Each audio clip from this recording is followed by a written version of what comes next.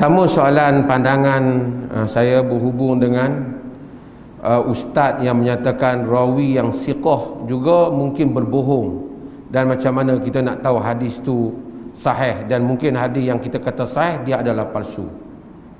Apa ulasan? Saya dengar dah kawan ni bercakap ni. Saya tengok ramai dah ulas, saya malas nak ulas kan. Tapi dah tanya ni, saya sebut sikit lah. Pertama, kaedah tu saya suka juga.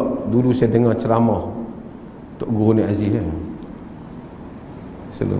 Dia kata setengah orang ni, ini umum lah, bukan tuju pada individu mana-mana, umum. Setengah orang ni kata kita tak tahu dia bodoh atau cerdik sebab dia tak bercakap. Lepas dia cakap, confirm bodoh.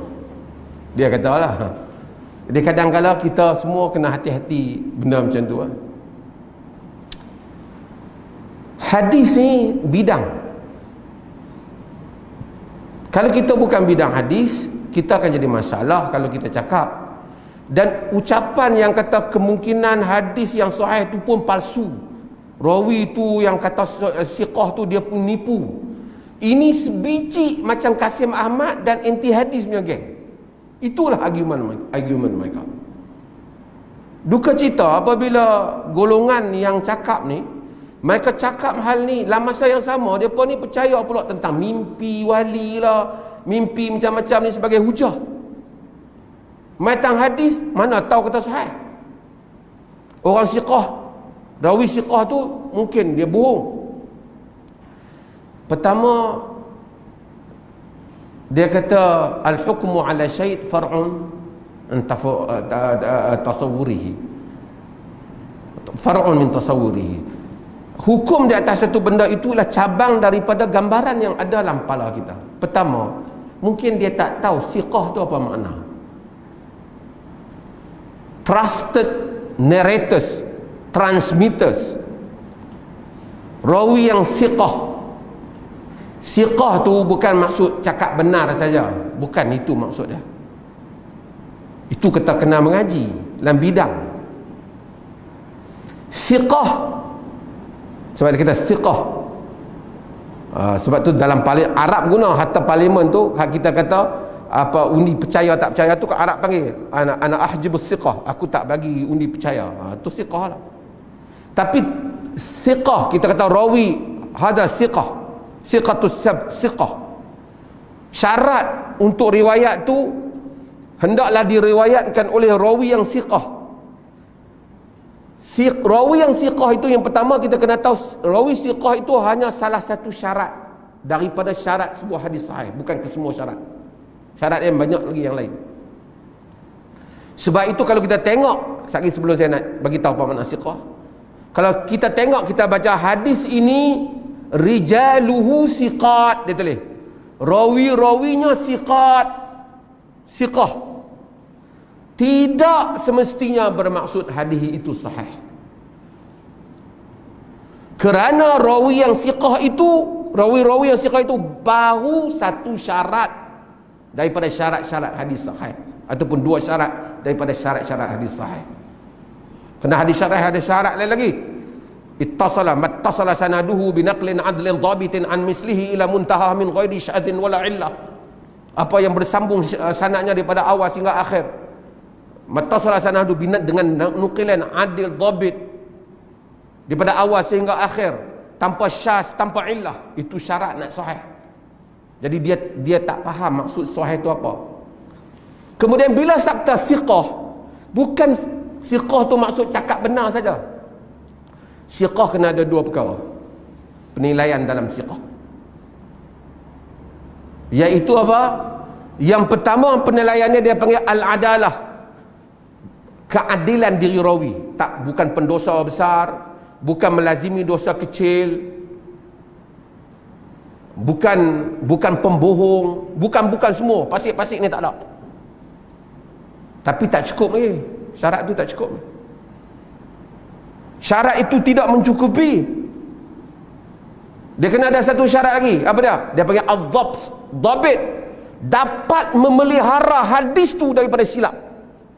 Kena ramai orang baik tapi tak mampu untuk amalkan, untuk jaga maklumat. Dia baik, soleh main masjid, orang ajak tak ingat. Ada banyak. Sebab itu kita tengok Sa'id Al-Qattan, kalau kita tengok dalam muqaddimah Sahih Muslim, dia menyatakan apa aku tak lam nara as-salihin, aku tidak melihat orang-orang saleh yang lebih banyak fi syai'in akdhabu minal hadis minhum fil hadis. Aku tak tengok orang soleh ni lebih banyak daripada menipu melainkan dalam hadis. Ataupun lam tara, ataupun sebagai riwayat lam nara salihin fi syai'in akdhabu minhum fil hadis. Kamu tak tengok orang soleh ni dalam satu benda lebih penipu daripada hadis.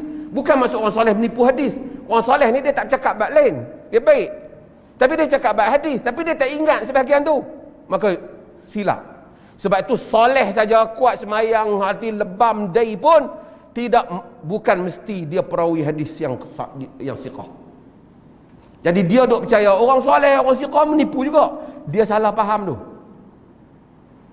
Okey. Bila kita amal, bila tuan-tuan faham, saya nak faham balik tuan-tuan, supaya tuan-tuan faham, supaya anda dengar rakaman ni juga faham apa isu ni, hadis ni.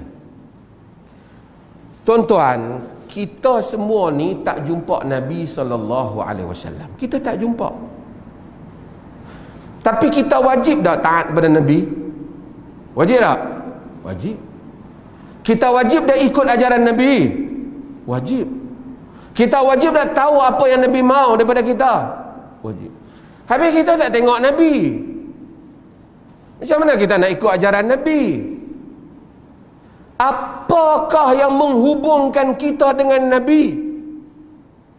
Apa yang menghubungkan kita dengan Nabi? Hadis Nabi cakap kita tak dengar. Apa yang menghubungkan kita dengan Nabi? Perawi yang menghubungkan kita dengan Nabi. Nabi kata innamal a'malu binniyat. Kita tak dengar. Kita tak dengar. Al-Humaidi pun tak dengar. Al-Bukhari, hadis pertama, Al-Bukhari tak dengar. Al-Bukhari hanya mendengarnya daripada Al-Humaidi, Abdullah bin Zubair. Al-Humaidi pun tak dengar daripada Nabi. Dia pun mendengar daripada Yahya bin Sa'id. Yahya bin Sa'id pun tak mendengar, dia pun mendengar daripada Sufyan. Sufyan tak mendengar. Sufyan pun mendengar daripada Yahya bin Sa'id. Yahya bin Sa'id pun tidak mendengar. Dia mendengar daripada Muhammad bin Ibrahim At-Taimi. Muhammad bin Ibrahim At-Taimi pun tidak mendengar. Dia mendengar daripada Alqamah bin Waqqas. Alqamah bin Waqqas pun tak mendengar. Dia mendengar daripada Umar bin Khattab. Umar bin Khattab yang menyatakan ala mimbar, innama qala Rasulullah innamal a'malu binniyat. Jadi yang menyambungkan kita ini dengan hadis Nabi, apa dia? Rawi. Tuan-tuan faham? Kalau kita kata semua rawi ni bukan boleh percaya, artinya kita meruntuhkan semua ajaran ini. Jadi kita tak ada apa nak amal dah dalam agama ni dengan cara dia cakap tu. Kok mereka pun semua bohong. Bahaya dia cakap tu.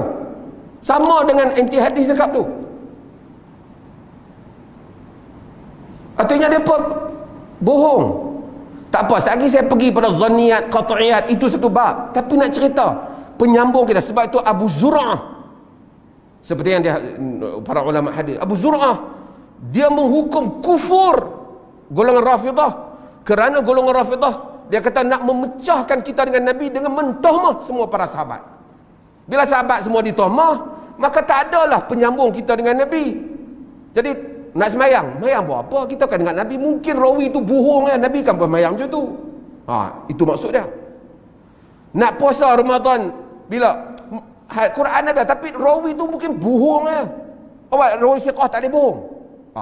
Tuan-tuan tengok apa jadi kalau semua kaedah tu kita pakai. Sekali kita nak amal agama, mungkin bohong ya. Memang siqah awak dia tak boleh bohong. Okey. Sekali saya cerita, dia boleh bohong ke tak? possibility tu nanti saya kata. Sebab tu orang kata bidang. Belajar bidang tu.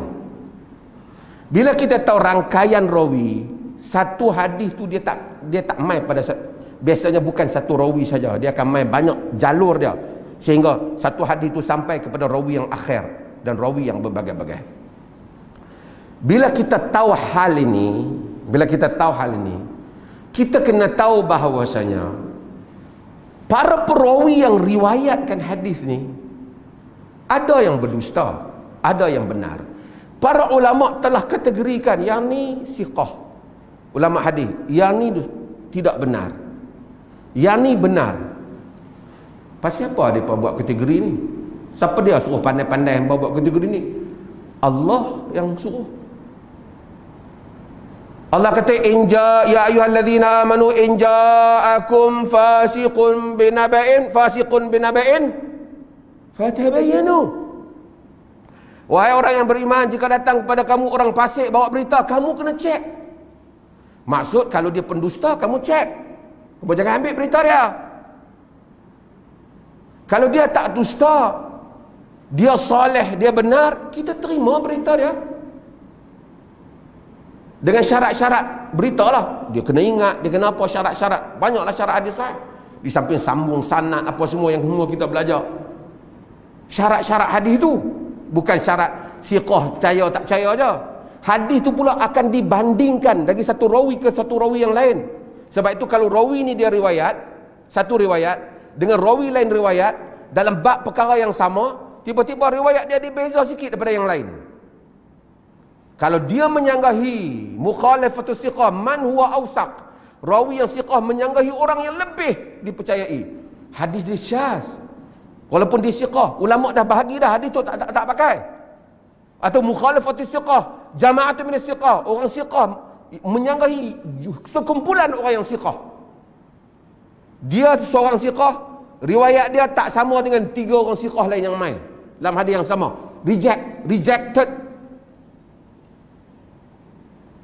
Jadi dia tak faham, dia duk ingat rawi hadis ni cerita siqah bohong. Banyak proses sebelum dia nak istiharkan ia sahih. Tu tak kira lagi jalan, turuk jalan, tak boleh bercanggah dengan Quran, tak boleh bercanggah dengan riwayat-riwayat yang lain lebih kuat. Banyak. Tak boleh berlaku infirad. Kalau rawi tu tak sekuat mana, dia seorang saja bab itu, tak boleh. So many process. Okey, kenapa Allah dah hantar Nabi dia mai kat kita, Rasul dia datang pada kita? Adakah munasabah Rasul tu datang berakhir ajaran tu pada zaman Rasul tu saja, tak boleh sampai kat kita? Kerana di atas contoh dia kata mungkin siqah tu bohong, so kita tak percaya. Artinya ajaran Islam setakat tu hari tu je lah. Bahaya ni dia punya ucapan ni. Ini termasuk dalam satu pernyataan yang sangat bahaya. Artinya apa yang kita ada ni semua syak. Zon lain. Sekali saya pergi pada zon. Ini satu bab antara zon dengan qat'i. Maksudnya dia meletakkan possibility untuk semua bohong. Possibility untuk waham lain. Waham ni rawi keliru. Ulama hadis boleh trace kalau rawi keliru. Ada betul, ada hadis yang ulama khilaf. Nak letak hasan ke nak letak dhaif disebabkan masalah-masalah teknikal, itu dia ada bab dia. Tapi hadis-hadis yang datang melalui rawi yang kuat, macam innamal a'malu binniyat, hadis yang kuat, rawi-rawi yang tak dipertikaikan seperti Qais bin Abi Hazim, Az-Zuhri, Sufyan Az-Sauri, Sufyan bin Uyainah, ini semua jahabis di dalam ini rawi muttafaq. Banyak lagi. Kalau kita runtuhkan itu di atas andaian kemungkinan bohong, tak ada agama yang kita boleh amalkan. Bahaya individu ni buat kenyataan ni. Katakanlah hadis yang kita sangka selama ni sahih, rupanya tak sahih. Katakanlah pun tak ada masalah. Kalau itu berlaku pun, tak kala Allah nak hukum kita di atas benda yang semua secara teknikal kita dah buat, kita dah check. Geng-geng ni yang kata ni, yang peliknya, cerita wali terbang, wali pun mereka percaya. Tak ada bukti pun. Mereka tu bukan ahli hadis. They are not being investigated, tested. Ini ahli hadis, rawi hadis, nama mereka telah diuji, disemak, diputuskan. Walaupun ada yang khilaf di kalangan mereka, tapi khilaf itu furu' dalam hal-hal ini. Jadi kalau dia buat macam tu, saya buat contoh, orang cakap betul pun mungkin bohong juga. Tuan-tuan tak boleh amal apa dalam agama ni. Contoh saya kata, saya buat contoh tuan-tuan. Anak bulan. Anak bulan kelihatan. Siapa nampak? Sekumpulan orang yang nampak. Mereka ada 3 orang pergi tengok, mereka tak nampak anak bulan. Saya pergi tengok, kau siapa kau, mufti mana pergi tengok, ataupun kumpulan-kumpulan yang pergi tengok, dia nampak anak bulan. Bila nampak anak bulan, semua orang puasa, kita pun puasa, nampak anak bulan. Hampa nak puasa apa? Kemungkinan mereka bohong. Walaupun mereka tu boleh percaya, mungkin mereka bohong. Nampak? Semua agama, bila semua tak boleh buat apa ni, semua mungkin bohong. Let's say mereka bohong. Awak tiba-tiba hari tu balik ke akhirat, puasa hang tak dapat pahala. Sebab apa? Hang kena puasa, hang kena bohong, tahu tak? Takkanlah Allah macam tu. Tuan-tuan nak faham? Saya bagi contoh. Quran kata tentang wanita, fa iza balagna ajaluhun, apabila wanita sampai tempoh iddahnya, fa amsikuhun bil ma'ruf, pegang mereka dengan ma'ruf, au fariquhun bil ma'ruf, ataupun pisah mereka dengan cara bil ma'ruf. Wa ashhidu zawa adlin minkum wa aqimus syahadah lillah. Saksikanlah 2 orang adil. Quran suruh cari orang adil untuk saksikan talak tu. Hampa nak cari buat apa orang adil? Mungkin orang adil tu dia bohong. Ni tuan-tuan tengok apa punya impact dia punya perkataan tu. Dia letakkan tashkik, dia letakkan keraguan kepada seluruh struktur agama. Orang yang, saya buat contoh ekstrim nak kita tuan faham. Satu orang kita kena Muslim, solat keluarga dia Muslim, semua bagus. Dia semayang, dia apa, ahli ibadat, kita kenal dia ada 10 tahun, 20 tahun. Istiqamah ni. Dia meniaga daging. Kita nak pergi beli daging, kita kata dia menagih. Satu orang main habaq kata, hampa makan daging tu belum tentu halal. Dia kata, Pak Haji kita aku beli kedai. Pak Haji tu, walaupun nampak Haji, mungkin dia jual daging khinzir. Tuan-tuan faham? Dia buat kita supaya syak. Makan daging khinzir tu nak bagi tahu dia lebih ringan dibandingkan berdusta dengan hadis Nabi SAW. Jadi dia kata mungkin Sufyan, mungkin rawi-rawi ni telah menipu, walaupun setelah dikategorikan sebagai sahih, sebagai siqah, penipu. Itu kenyataan ustaz ni. Itu maksud dia. Kemudian kalau dia kata hadis ni ada yang zanni, zanni tak apalah, you bagi tahu zanni. Zanni tu bukan maksud bohong. Zanni ada possibility ketidaktepatan ataupun possibility ketidaktepatan pada benda-benda yang tertentu, ataupun possibility untuk silap. Itu maksud possibility tu. Tapi zon yang ghalib, zon yang ghalib maksudnya 90% kita tahu benda ni betul, ataupun 90%, tapi kita still kata 5% still ada ruang untuk rawi silap. Misalnya, it's okay, agama memang macam tu pun pada majoriti amalan. Kalau tuan-tuan kerana zanni itu, kerana zanni itu, ini satu perbahasan zanni, mutawatir, qat'i. Zanni itu tuan-tuan tolak agama, tak ada bacaan semayang, bacaan rokok, tak ada bacaan sujud, kerana semua ni zanni, kerana possibility tu. Kerana yang qat'i, dia panggil qat'iyatus subut, satu bab, confirm dari segi authenticity, dari segi keabsahan itu dia mutawatir. Yang tu dia tidak mewakili begitu banyak. Tapi semua macam tu. Tuan-tuan nak baca Fatihah, tak baca Fatihah lepas sembahyang, lepas imam baca. Zanni, Syafi'i kata baca, mazhab lain kata tak baca. Tuan-tuan baca pun zanni, tuan-tuan tak baca pun zanni. Tapi demikian agama. Allah bukan tanya 100%. Tak. Di atas sangkaan kita, itu kehendak Allah, maka kita amalkan. Sangkaan tu bukan sangkaan half-half. 95%, 98% sangkaan kita di situ. Still kita kata ada mungkin kita silap. Ataupun ada juga bab ijtihad yang mana hadis kita kata mungkin dia rawi ni lebih kuat, rawi ni, ada hal itu. Tapi cara dia presentkan benda itu, dia meruntuhkan semua binaan yang besar yang ada di dalam agama ni. Be careful perkataan ni. Saya bukan nak bermusuh dengan dia, saya tak kenal dia siapa pun. Tapi kita kata macam ni, bidang kita. Kalau kita tohor, orang Kelantan kata bidang tu, kita jangan cakap kita tak tahu. Kita rasa lain, dia runtuhkan binaan agama. Kalau kita bagi tashkik, skeptical terhadap hadis, mungkin bohong. Baca hadis Bukhari sahih, mungkin rawi bohong. Semua orang kena tak amal apa. Mari kepada geng atheist, mari kepada agnostik, mari kepada semua ni, mari kepada orang yang anti hadis. Inilah yang kami cakap selama ni, mungkin ni bohong. Itulah yang Kasih Ahmad kata, kemungkinan hadis ni semua bohong. Rawi mungkin macam mana hampa tahu kata siqah? Sebab tu dia kena faham siqah tu apa. Siqah tu bukan cakap benar saja. Siqah tu banyak syarat dia. Dhabit salah satu daripada syarat siqah. Dhabit ni maksud dia the ability untuk keep hadis tu, supaya macam mana dia keluar daripada Nabi, macam tu dia riwayatkan. Ni semua bukan main, oh saya kenal dia, dia okey lah itu. No, ini semua tested narrators. Sebab tu kalau rawi tu tak dikenali, ada orang riwayat dia panggil majhul, tak dikenali, tak diangkat hadis dia. Walaupun Ibn Hibban ada mazhab lain, tapi majoriti mazhab para ulama tidak mengangkat hadis yang seperti itu.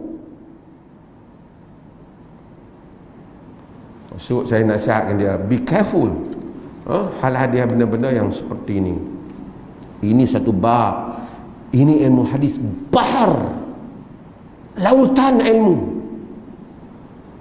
memerlukan intelijensi yang tinggi untuk memahami bidang ni. Sebab tu jago-jago saja berikut ulama-ulama besar dahulu. Kita ni main di tepian saja. Apa yang kita kata sahih berdasarkan apa yang mereka sebut dengan kaedah-kaedah mereka. Sebab tu saya kata special brand, kalau belajar ilmu hadis, pandai dia dalam penyiasatan.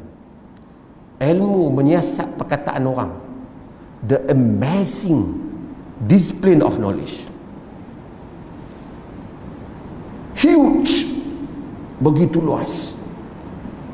Segala, maksudnya kalau rawi itu cakap, dua perkataan dia tambah atas perkataan Nabi, still ulama hadis mempunyai keupayaan untuk trace dua perkataan ni bukan perkataan Nabi. Yalah, of course macam dia kata zanniyah, ada ijtihad, tapi ijtihad yang based on facts. The facts tu can be interpreted, tapi ada argumentasi yang kuat. Panjang hal ni lah. Okey lah.